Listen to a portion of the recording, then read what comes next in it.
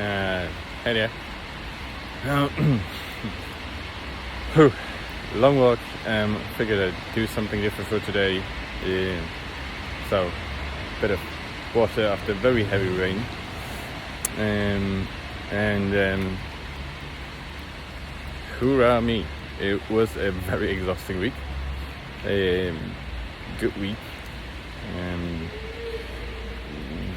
What I would say is just, I guess, believe in yourself, and everything will eventually come true.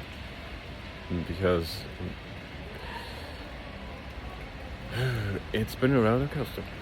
It truly has been a roller coaster of the past, I'd say, couple of years. And right now, in this very moment, everything feels like it's a lot of very small strings coming together into a very large, very strong and thick and balanced string that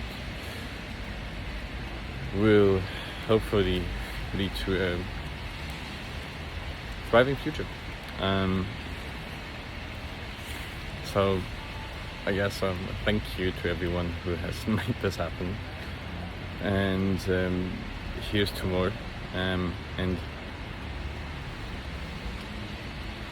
a lot of joy, peace and happiness for everyone, particularly in this rather, I guess,